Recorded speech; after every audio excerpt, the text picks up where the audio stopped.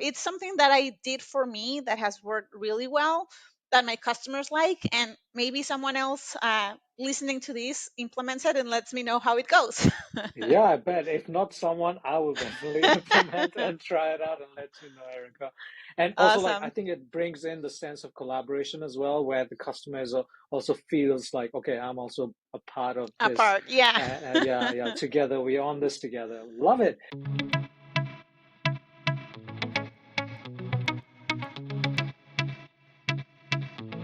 We are live. What's the story, all? Welcome to the very first episode of the It All Depends podcast, the show where we share tactical and actionable insights for customer success managers. So I'm your host, Prashad, and I'm stoked to have you joining us today.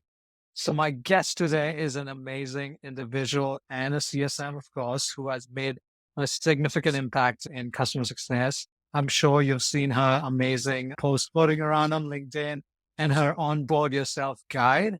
And as she says, and I quote, I did not choose customer success, but customer success chose me. So please welcome the incredible Erika. Welcome, Erika. Hi, Prashant. Thank you very much for having me. I'm super excited to be your first guest on this podcast. And one of the things that I am super excited about is having the opportunity to talk about my journey as an enterprise CSM, as an individual contributor. I think that out there, there's not enough resources for us as individual contributors. So your idea of this podcast really excites me. Thank you very much for having me. Excited to have you and like really excited to learn all that we can from you, glean everything we can from you and your extensive and diverse experience, might I say. All right, let's get started. So we really want to, as the podcast actually says, it all depends. So we really want to set that stage, set that foundation. So we'd love to get to know more about the company that you work for, the industry that you're in, and how the customer success is set up in your team. Sounds good. Sounds perfect. So, I am currently a principal customer success manager at Eptura.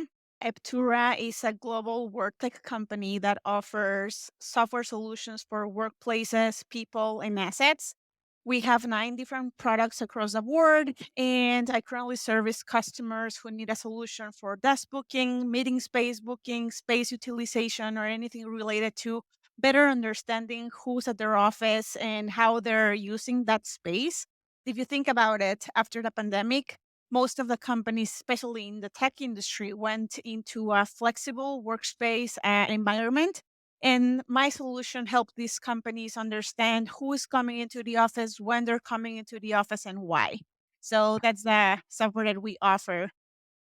That's so interesting. Yeah, that's super interesting. And how is the setup like? Because in a lot of companies, they're like, for example, in startups, you would see a lot of CSMs are doing onboarding, contract, renewal, literally everything. So I'm interested to know what's the setup on your side. That's a good question. We are a little bit of a more mature company from when you come to think about it. We're a global company and we have CSMs in different regions. Mhm. Since our company has been like more than 15 years in the market and we've come together with different products, we are in a mature stage where our CSMs, me included, don't do every part of the journey. So we have an onboarding and implementation team. That onboarding and implementation takes into consideration after the post sales journey, everything of implementing the software, making sure that the technical part of it is set up for success. During that whole implementation, the professional services team is who handles this part of the journey. Normally takes 3 to 4 months, depending on how complex the customer is. And once the customer goes live, then is when the CSMs come into play. And my role, of course, part of my role, my responsibilities include product adoption. It includes scheduling success plans, business reviews, making sure that adoption is going well. And when we're talking about the last part of the process, when you think about the renewal, there's a new team that was recently onboarded here at Aptura. They literally came in like 4 months ago or something like that. So it's brand new. Before that team, we used to handle the renewals here as part of our role. with this new team, they are now going to be responsible of handling the renewals, which means they work with us very closely. They get all of the feedback that we have from the customer, how they're doing, if they're healthy or not, or if we see any risks.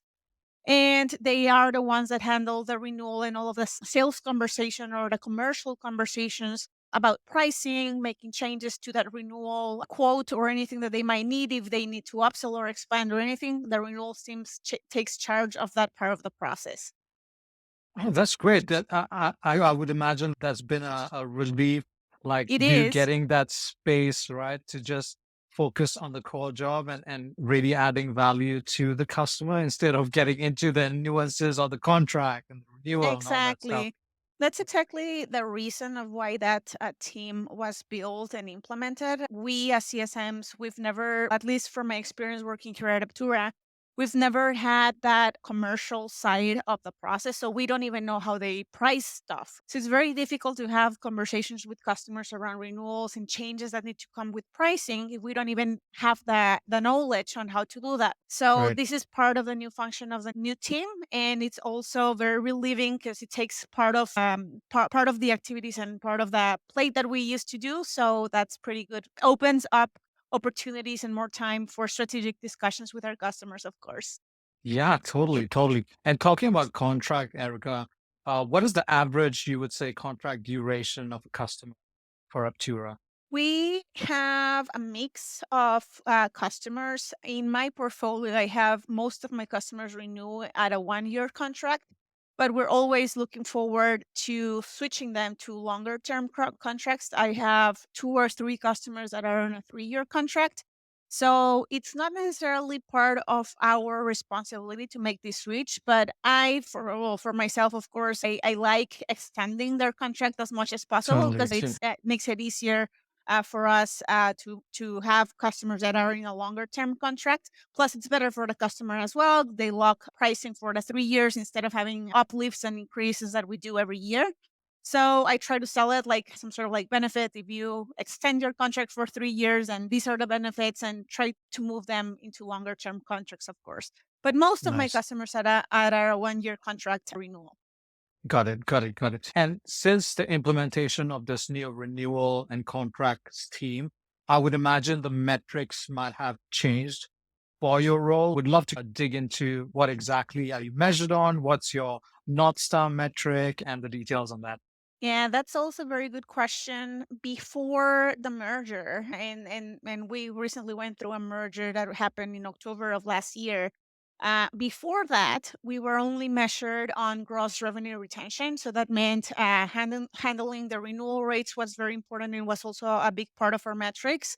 And since the merger, we changed into a new compensation model, which, by the way, I absolutely love. And the Okay. reason that is that we are now measured on net revenue retention as well, which means upsells and expansion play a big role of our metrics. We are measured 60% on renewals and 40% on NRR, meaning, and by the way, it's uncapped. So big money for me if I Nice. find upsell opportunities and expansion opportunities. I feel like this is compensation model where CSMs can control how much they make. And I am a very revenue driven person. As you can see, I am very happy about this new change. Super. And renewals are still part of our compensation, even though we have a renewals team who is in charge of managing all of those commercial conversations with our customers. We are still responsible to make sure that those customers renew on time and that the renewals team has all of the comments and all of the feedback and all of the information that they need to make sure that those renewals close on time. So even if it's not part of our 100% responsibility, it's still on our KPIs and measurements. Okay, nice. But yeah, the compensation bit I totally can relate to. And HubSpot even they introduce compensation, which for me even like personally it motivates me to Yes, do yeah. more. You know what I mean? Like it's the best of both worlds in a way that you're not totally in sales, but you still get that opportunity to earn that extra bit in your customer success manager role. Awesome. And I'm curious to know on the size of your book of business and the market segment because like again like it really all depends on different industry, different companies on the stage that they are at on, and then depend And then based on that, the customer success manager will be assigned a size of the book, which actually then comes into affects a lot of strategy and tactics that we implement. So tell us about like how big your book is and what is your market segment.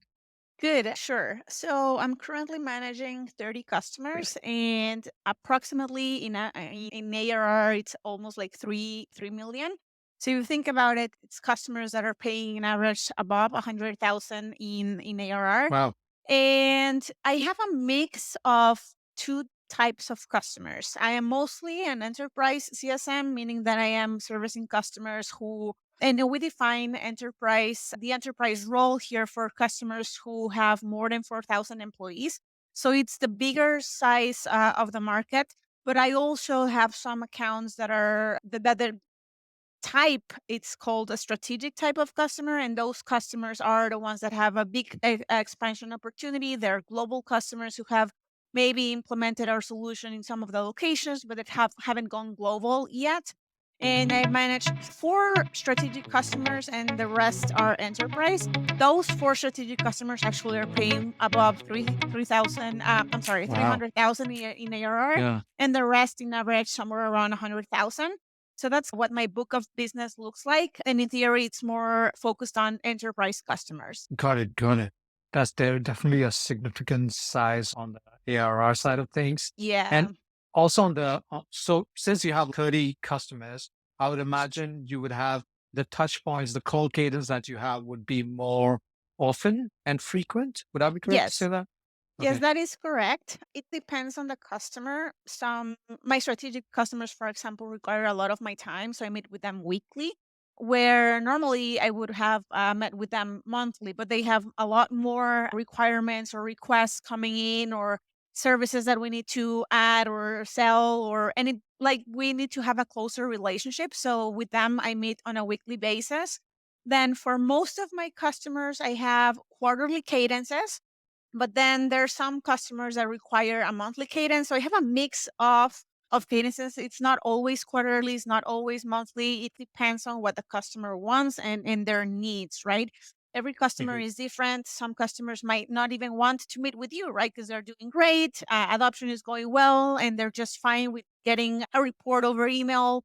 One of the things that I found out is that you don't have to meet with them quarterly or monthly always. Like, it's up to them. So I have them make that choice, and depending on what they need, that's how I set up my cadences. Mostly monthly Yeah, for totally. for Mhm.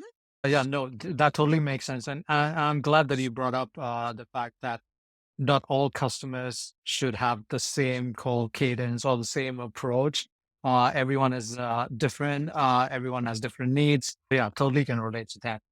Awesome. Now that we have set, that really sets up the stage on your role, on your book, or on the company that you work for, how the setup is in your company in Aptura, Erica. So that kind of lays the foundation. And then now we can move on to talk about the tactics and what skills and habits that you have in place.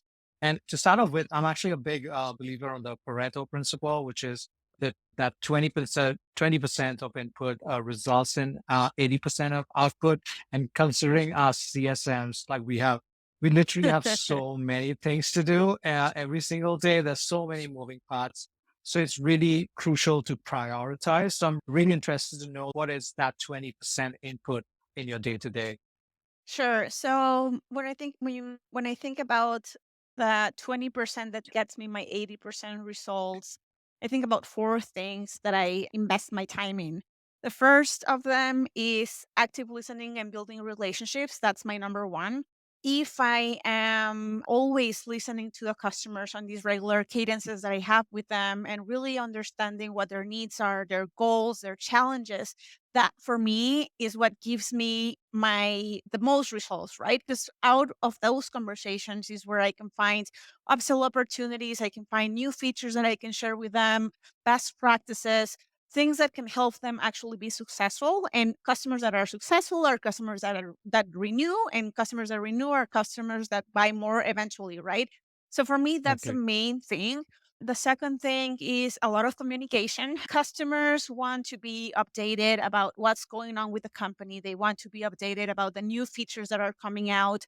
They want to know what's happening at all times. And me having that open communication channel with them, whether it's on my meetings, whether it's via email or over the phone, right?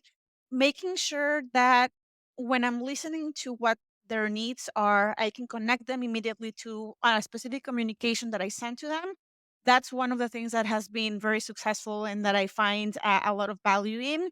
The third thing that I could mention is success planning, and that tracks back to the active listening and that tracks back to the success outcomes and challenges that I was talking earlier, right? Yeah. Success planning is what helps me identify those roadblocks. It's what helps me find the information that I need to share with customers to make sure that they're successful. It makes me track success metrics, making sure that they're on track to meet their goals. If I don't have that first part, which is active listening and building that relationship, then the success plan doesn't fall into place, right? So success planning is a big thing that gets me my results. And last but not least, cross collaboration. I think as a CSM, we know we are not alone in this journey. We have to work with multiple departments, whether it's support or it's marketing or sales or even the engineering team, right? We are not alone. And many times when our customers reach out to us, sometimes it's not something that we can do for them, but we need to have those mastering collaboration skills where you can know who to reach out to, come back to the customer and provide a solution to whatever they need. So if you're not building internal relationships at your company and if you don't have a good relationship with the support team and with all of other these departments, your job becomes even more difficult, right? So building these great relationships and cross collaboration for me is a big one as well. So I think these four things are the ones that help me with my 80% output, and that's where I focus most of my energy in when doing my role. Yeah, amazing, amazing. Thanks for sharing that, Erica. I would love to dive deep into two of those if you don't mind. The Yes. one is active listening and the cross collab. To start off with active listening, like what would you advise CSMs out there who are struggling with this aspect, maybe, and then how to approach this during their customer calls? Yeah, that's a good question because I've built a system that has been working really well for me. And the reason that I do this and maybe aligns with some of your listeners is that sometimes I lose attention very easily. I get distracted, right? You're talking to a customer and I don't know, you hear the bing from, I don't know, your Slack channel or your Teams or whatever, or an email comes in while you're talking. And so I get easily distracted. One thing that I've implemented to improve my active listening skills is I built a template, and that's an Excel template actually, where Okay. I have all of the items of the agenda that I'm going to talk with the customer. If it's, I'm going to be I don't know, I'm going to be sharing some updates on success outcomes, challenges. Those are always on my agenda. It's part of the things that I have on my Excel spreadsheet. And then on those items of the agenda, sometimes I'm going to share product updates, or sometimes I'm going to share a new, maybe we launch a new support portal that they need to know about. Everything that I'm going to be discussing with them, it's on this spreadsheet. One of the things that has worked really well for me is I share my screen. So they see my agenda on the screen, they see what I'm going to be talking about, and there's a column on my right where I'm taking notes as we go. That means that if they're saying something, okay, now I'm facing this challenge or I need your help with this, I am typing with them on the screen. They can see that I am typing. So there's no chance for me to not pay attention. There's no opportunity for me to get distracted with anything else because they're seeing my screen. I cannot open any other screen. I cannot open Teams. I cannot open emails. They're seeing what I'm doing as we go. So that has been super helpful. Customers love it because they can see that I'm paying attention. They can see that I'm taking notes. They can see that I am actually doing something about what they're saying, right? So then that translates into my summary for my meeting. I post that on my CRM, and that's how I've been practicing my active listening skills. Again, customers love it. I love it because there's no chance for me to get distracted. And I think it's I don't know, everyone has different ways of practicing these listening skills. For me, it's just sharing what I'm doing as we go. Yeah, I absolutely love it because me personally, I'd never share my note screen with the customer. I do share like the portal, whatever the account portal, but yeah, never done that. And it also actually there's no space to have any misunderstanding. I would imagine Exactly. because it's all there in front of them. Exactly. And if I Yeah, didn't understand something, they call me out. No, that's not what I meant. And they actually, I don't know. And I don't know, just customers like it. I feel like it works very well for me. Like I said, not it doesn't work well for everyone. Like you might not feel comfortable sharing your note screen. I feel super comfortable because they can call me out whenever. Hey, no, you missed this or whatever. And then that spreadsheet and that tracker is something that I always share with customers as well. And most of them, they ask for it. Hey, can you send me that tracker from our meeting? Blah, blah, blah. I was like, yes, of course. So it's, I don't know, it's something that I did for me that has worked really well that my customers like. And maybe someone else listening to this implements it and lets me know how it goes. yeah, I bet if not someone, I will definitely implement and try it out and let you know. And also, I think it brings in the sense of collaboration as well, where the customer also feels like, okay, I'm also a part of this. Apart. Yeah. And yeah, together, we're on this together. Love it. On the next one, on the cross collab part, sometimes there's like friction and sometimes there could be drama, unnecessary drama when you're licensing cross functionally for some reason or not. Like, how would you suggest you avoid that? Because I don't wanna cross collab can be pretty big Intense sometimes. topic, yeah. So I just wanna focus on that, like, how do you avoid the not to avoid the drama, not to piss anyone off, things like that. So what would you advise? That's a good question. One thing that I do very often is communicate that every time that I have, I don't know, some sort of tension happening, because I've had these situations where I'm sharing feedback with product or I'm sharing feedback with the support team or whatever. And I always try to let them know before I share any feedback, hey, this is always having the customer in mind. This is always about how they feel. It's not me coming in trying to make you feel bad or anything. It's just feedback that I received that I'd like you to have. And you can take it or leave it, right? Just that's the way that I like to collaborate with teams because not every time you're going to see positive feedback, right? Sometimes customers will complain, sometimes customers will feel frustrated and your job is just to acknowledge that there's a gap and share that feedback internally and just let them know that it's not to be aggressive or anything, just like being open. And again, this is feedback that you can take or leave, but this is how the customer is feeling. And this is what I think we can do to improve this experience. And many times that works very well. They don't feel offended. They don't feel like I'm going at them or anything. And I build a really great relationship with this team. And sometimes they even come to me, hey, I know that you've always been very good at, I don't know, gathering feedback from customers on this. Eventually, people from marketing, people from support, people from other teams are always coming to me for something, right? So I think it's working well. I'm not perfect, and sometimes things might not go perfectly smooth, but Yeah, I think I do a good job at communicating and having them know that the customer is always first.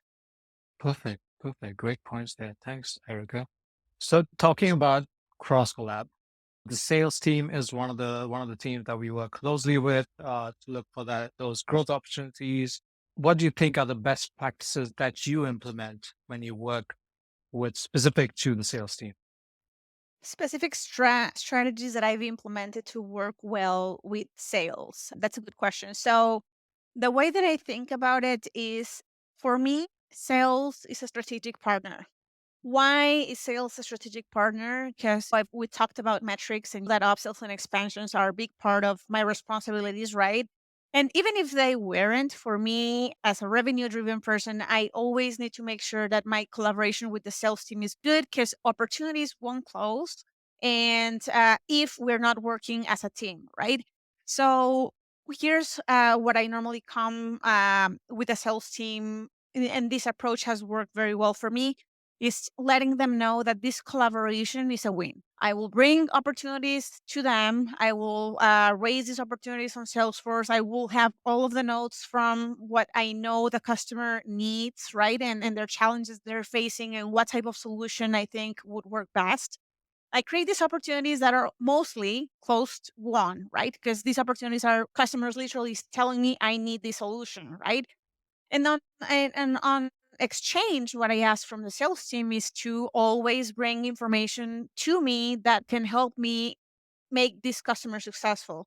So that means when I'm onboarding a new customer, making sure that they have all of the information on what challenges they're facing, what goals they're trying to achieve, why they're looking into the solution. So, as much notes that they can take and can share with me on that information helps me to identify more upsell opportunities and expansion opportunities in the future. So, they know that if they share knowledge with me, I use that information to bring more opportunities for them, so they win and I win. And that's a collaboration that has worked very well.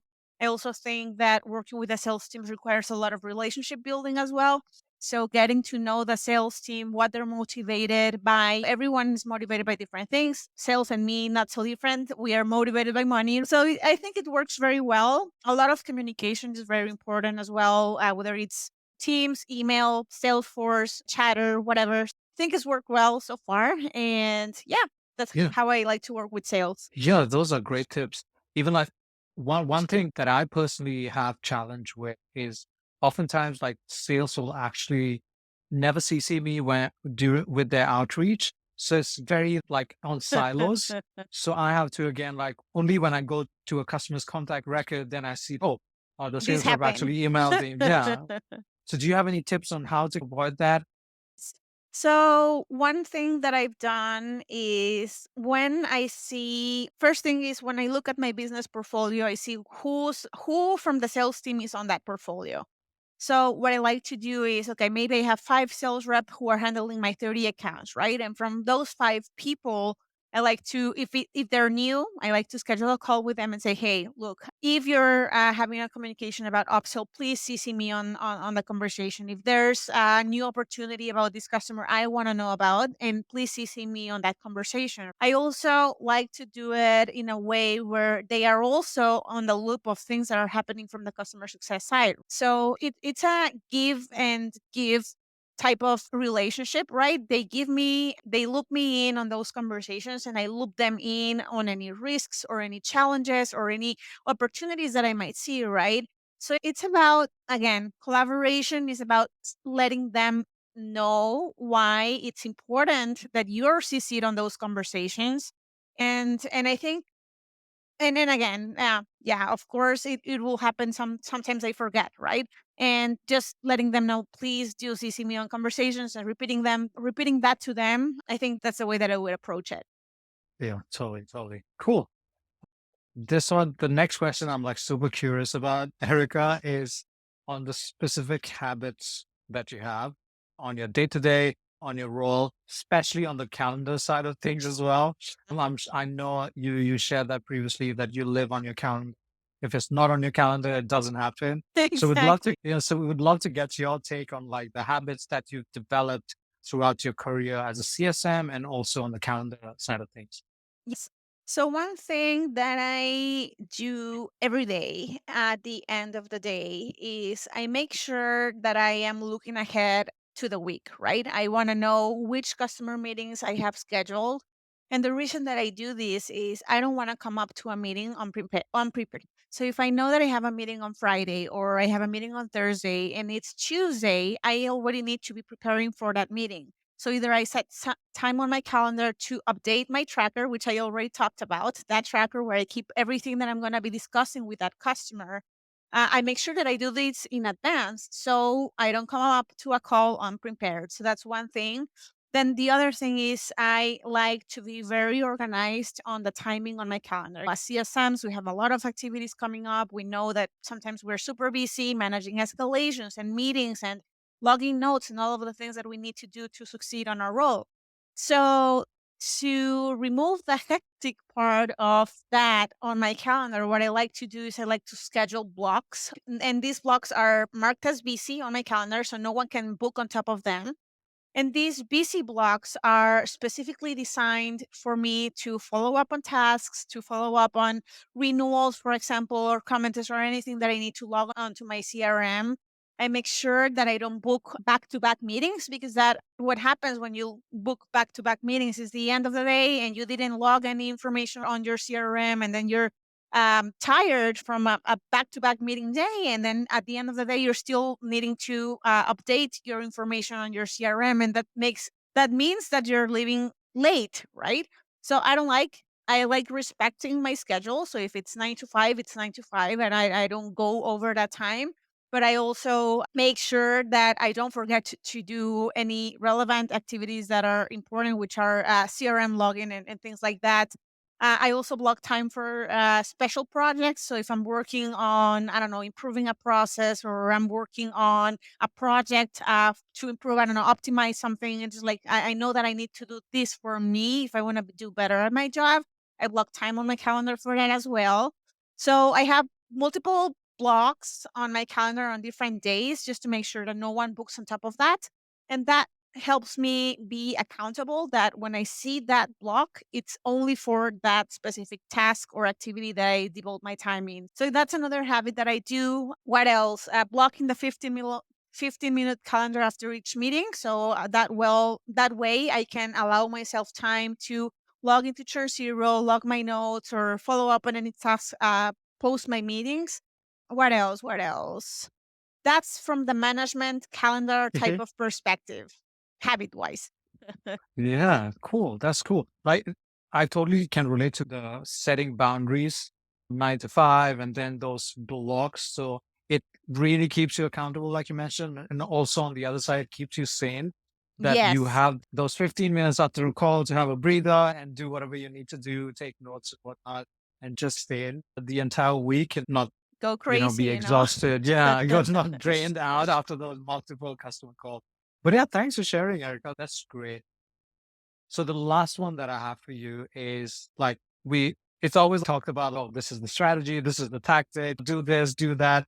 But at times there are situations where we do all this, but then we still eventually the outcome, I wouldn't call it failure, but then it's still we don't achieve the desired outcome. So do you have a time that you experienced that, and what was the journey like and what came out of it? Yes, I do have a story, and in fact, it's a very recent story about a customer, and I definitely will call it failure. We learn from failure. Yeah. This customer was a customer that was assigned to me a year ago, and it was a customer that was dark from the beginning. So I received this customer from sales, and then I received some feedback from sales saying that they might be struggling or something like that. And then I reached out to my main points of contact, the ones that I got from sales, of course, because I had not a relationship with this customer before. It was new to me. So I was trying to get on a call with this customer for months, right? I was emailing them, I was sharing value, I was sharing information on metrics and everything that I needed to do to get their attention, right? Crickets. They didn't reply back, nothing. I never heard from them in a very long time. So I also had a lot of other priorities. This was a time where I was managing 45 customers instead of 30. So you can imagine I was very busy and I was managing a lot of different escalations at that time. A customer that was going dark was not high on my priorities. I was like, this customer is not replying, so I'll just leave it there. Anyway, so long story short, come the renewal that was in October of last year, comes the renewal, I don't know, a miracle happened. Someone from their team reached out to the finance team, someone that I was not familiar with. I it was not part of my contacts. So I reached out to her and scheduled a meeting. And of course, finally got someone to respond to my outreaches, right? But realized that this customer was completely no usage, right? They were not using our software and they had never been using it for the year, which is why I was wanting to get on a call with this customer. Anyway, I don't know, a miracle happens. They renewed their contract. So I had a time to breathe and said, okay, I have another year to work with this customer and get them to a green state. So schedule a time with this person and learned that our software and our solution was not part of their priorities. They were having some other situations that they needed to manage with their return to office, and managing our product was not high on her list. So that for me meant, okay, not right now, talk to me in 3 months. So I started emailing her, then she changed roles and she moved to another company, right? Oh So man. I'm back again into the dark. The person that's my main point of that should be my main point of contact not answering my emails. And 3 weeks ago, I received notice of churn for this year. So Oh what gosh. have I learned from this experience is customers will go dark, yes, when they're not seeing value from your solution. And even if I did my best to share value, I wanted to meet with them, I reached out multiple times, I didn't hear back from them. Sometimes you just have to adjust your priorities, right? Not because it's there's different ways to prioritize your business portfolio. This might be a customer that was at risk, but I had bigger customers who were also at risk and who were responsive, right? So if I knew that these customers was going to churn and there was nothing I could do about it because they were not interested in meeting with me, they were not interested in setting up a strategy or changing the situation, right? It's just I just had to let it be, right? I couldn't spend more of my time following up on a customer that's not interested in talking to me. So, anyway, that's a story of a failure. I lost a customer 3 weeks ago, so I officially have a churn but I still feel like I did the right thing. If I had invested more time on this customer, I would have lost some, I don't know, I probably lost something else from my business portfolio or affected my other customers that also needed my attention, right? I see it as a win and as a loss. It's a customer that was not using our software either way. What's the point of actually renewing a contract if you have a customer that's not using you? So it is what it is. Life Yeah. happens, churn happens, and you have to deal with it. Yeah, no, it's definitely a tricky situation to be in. There's so many priorities going on in our book, and we just have to make a call eventually. Exactly. Yeah. And But yeah, thanks. I don't feel bad about the call that I did because if I had spent more time on this customer, I would probably lost another bigger ARR type of Exactly. customer or another escalation would have lost my attention, right? And anyway, we're always competing with the attention that we have and the time that So we we have in a have, day, and you just have to make a call, right? And my call yeah, was yeah, just, okay, fine, let it be. totally. Awesome. Okay. So I have the final question that I have for you, Erica, because I want to continue this. And I'm always curious, like from you, like you as a CSM, like which CSM would you like me to have as the next guest in the pod? I would love for you to invite Kelly Long. Kelly Long is a Hmm. CSM at Microsoft. She's in the UK. So she's more about your time zone. So you don't have to be managing around. Fair enough. She's I met Kelly at the CSM Summit. I can't remember if it was last year or 2 years ago. The CSM Summit from Client Success. I know she's great, and I'd love to hear her strategies and her talk more about her business portfolio and I don't know her tips and tricks about managing her calendar and things like that. So yeah, Kelly Wang, you should reach out to You her for cool. sure. Yeah, that's a good call out. Like, Kenny, if you're listening, eventually, if you listen to this, yeah, I am gonna DM you on LinkedIn. So keep a lookout on that. But thanks so much, Erica. Like now, as we wrap our discussion, is there anything else you would like to share with our listeners? Perhaps any, upcoming projects, events, or any initiatives that you're working on that they should keep a lookout for? Yes, one thing that's relevant is I am about to publish my second guide. The guide is actually called How to Excel in Your Enterprise CSM Role. It's 90 something percent done, which means I am working on the editing and I don't know, just Nice. making final touches on the guide. It is tailored to enterprise CSMs and all of my tips and strategies, which, by the way, most of what I shared today, it's on that guide. We talked about skills and we talked about tips and all of that. I'm going to be publishing that really soon. And anyway, I also have my newsletter. So if you're interested in signing up, learning more about tips and tricks on how to excel as an enterprise CSM, my newsletter is a good place to go as well. Awesome. Wonderful. Like, I'm sure our listeners will be eagerly waiting for that second guide. The first guide, remind me again, like, how many, like, thousands of downloads, hundreds of downloads you had, Erica, right? We are at 3,500 as of now, Wow. which is a big. It is. I didn't expect it to go that viral. So, yeah, it's been great. I'm really hoping that my second guide gets that same traction. So, hopefully. I'm sure. Thanks. Thanks for sharing that. And really, I want to express my gratitude to be my very first guest, Erica, to join me today and sharing this incredible insight. It has been an absolute pleasure having you on the show. So thanks for taking out time and thanks for being here. Thanks for the invitation. Happy to be here. Yeah. But then, listeners, until then, I'll see you with our next guest on actionable and tactical insights to help you get better as a customer success manager. So, see you then. Cheers. Thank you. Bye.